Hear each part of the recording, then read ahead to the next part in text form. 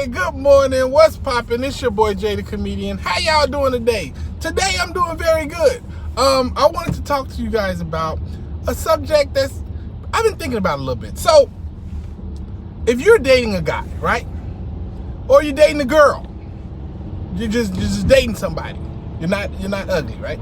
And you keep having a great time with them, but y'all always end up at your place. And you're like, how about I come over your place? It's always the same place. How about this time I come over your place? And they're like, oh, I would let you come over to my place, but I'm currently battling a infestation of baby sea turtles, and it's just really not a good time to come over. Yeah, you think there'd be like these cute little sea turtles, but whenever you go to sleep, they pinch your butt cheeks with their beak. It's very painful, and I don't want to have to put you through that. So let's just not right now, okay? And you're just like, well, I guess, that's kind of crazy. I never heard of anybody having a baby sea turtle infestation, but okay, if that's what you say, I trust you. So, a week or two go by, and you're like, let's revisit. Have you taken care of your baby sea turtle infestation situation you had? Yeah, I did, but last week I got drunk and I accidentally invited a vampire over to my house, and I haven't been able to get him out since. He just keep eating all my food and watching my Netflix and stuff, and every time I try to tell him to leave, he just threatened to bite me and stuff. At this point, I'm not even sure if it's a vampire or just a homeless person, but I'm scared to ask him to leave, and I don't want you coming around, because if he is a vampire and he bites you, I'm gonna feel real bad. You know what I'm saying? You're gonna sit up and you're gonna say, God, these are two of the most incredible stories I've ever heard about not being able to come over somebody's house. But okay, you end up going over there on your own, right? You pull up to his house, and out come his house, and out of his house comes him, another woman, and two children. And you immediately know why he was telling you those stories. He was obviously lying to you to hide the fact that he has an entire family that he's keeping from you. Or she, whatever. But the point is, it's something in lawyer talk, this is lawyer jargon, called consciousness of guilt. Consciousness of guilt is when you do something wrong, and you know it's wrong, and you know you can get in trouble for it. And this is something that's very prevalent in the Jehovah Witness organization, because a lot of people believe that the governing body does not know what they're doing, or that they actually believe the jargon that they're putting out. They do not. That's what I mean? For example, if the police came to somebody's door, boom, boom, boom. Hey, open this door right now. And they're like, okay, well, how can I help you, officer? They're like, this boot yours? Oh, yeah, that looks like my boot. Yeah, I've been looking for it, actually. All right, what's this brown stuff on the front of it? I don't know. It's probably Dookie.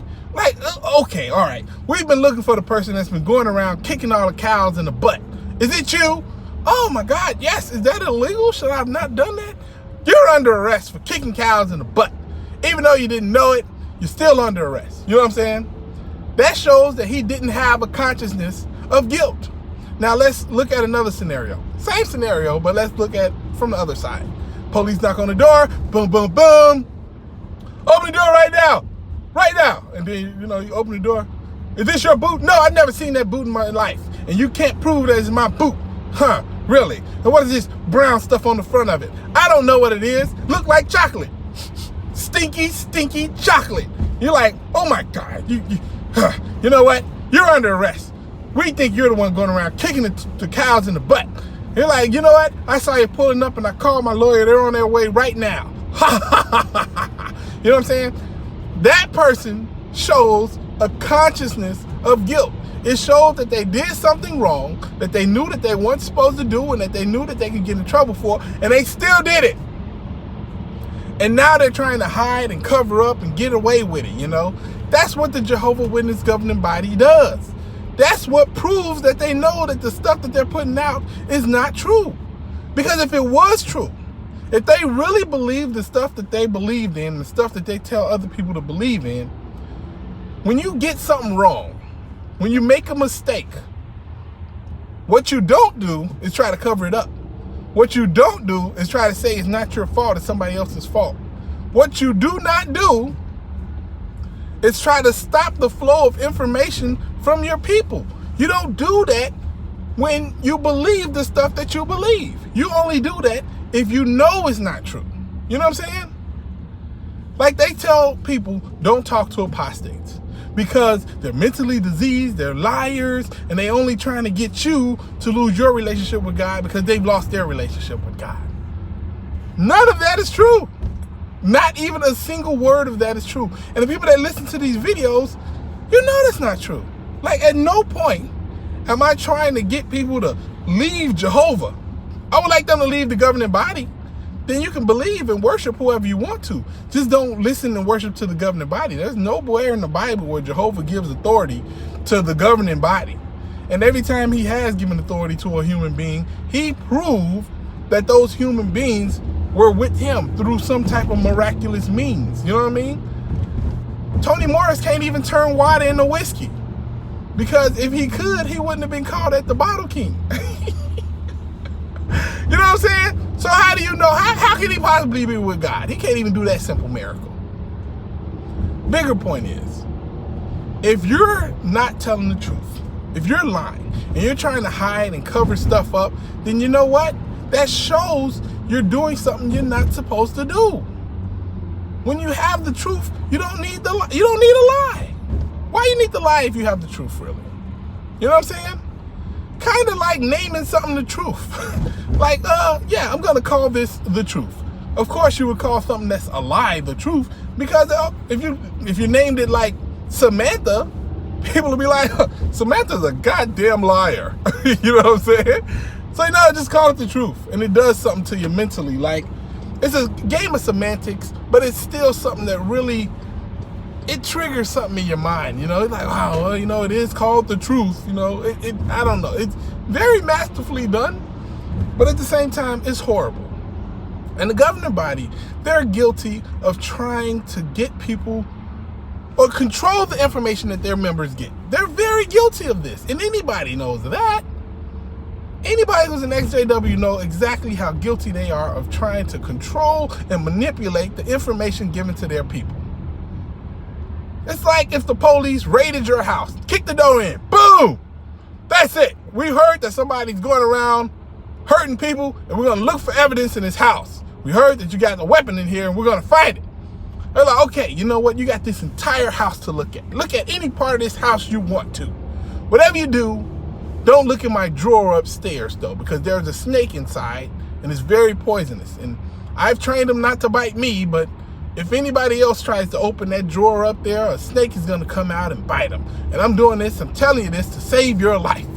And the police say, okay, we'll do exactly that. And they search every inch of the house except that drawer. Would those be intelligent police officers in your mind? Would that even work? Can you go back and tell the sergeant, Sarge, we checked the whole house except for one drawer? Because apparently the owner of the house said there's a snake in there that's very poisonous, and I didn't want to hurt any officers in the process of searching this house. They're like, no, you idiot, that's where it's at. That's exactly where the weapon is that he's going around hurting people with. You better go up in there and check that doggone drawer. But it's too late now, He moved the weapon, gave it away. That's what the governing body's doing. The one thing that they cannot allow is people talking to people who were actually Jehovah's Witnesses, who actually was in the trenches with the Jehovah's Witnesses and who believe the stuff that they believe. Because we can tell you in real time and with great accuracy the stuff that they believe and exactly where they get it right and where they get it wrong. And let me be honest with you, they ain't got it right in too many places. They got it wrong in a whole lot of places. And this is why they simply cannot have current members talking to ex-members. Because you can talk to a worldly person all day about how wrong they are, because I used to do it. Everybody, you don't understand. You just don't get it. You weren't a Jehovah's Witness. You don't get it. And this was even when I was not when I was not a Jehovah's Witness anymore. I would tell worldly people they just don't get it. Oh, you've never been a Jehovah's Witness. You just don't get it. And I got to stop using that word worldly people. God, they still got me a little bit. Oh, no. I'm POMI. I'm physically out, mentally in. No, I'm good. But but I used to tell people that weren't Jehovah's Witnesses that they don't understand, and you just can't get it. You don't understand.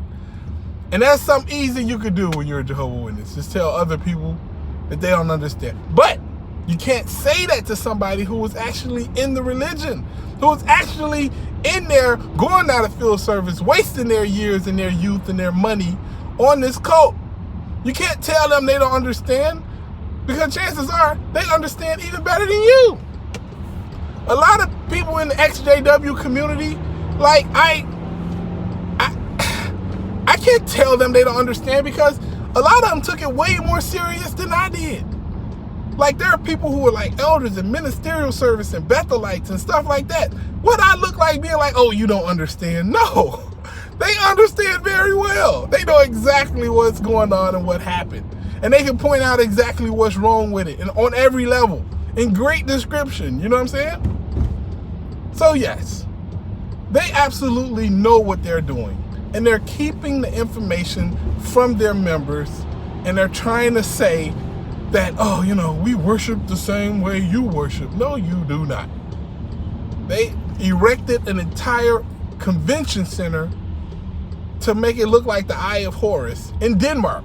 Thanks everybody for telling me it's in Denmark. But yeah, it's a pyramid convention center, Jehovah's Witness convention center, erected as a pyramid with the Eye of Horus at the top. Eye of Horus. Am I saying Horus or Horus? It's Horus, I believe. The Eye of Horus. Either way it go. They know what they're doing. They're a cult. They're an evil little organization. And they're hurting people. So, yeah, that's pretty much it. Anyway, I don't mean to bring down your day at the end. I hope everybody's having a great day. Keep on having a great day.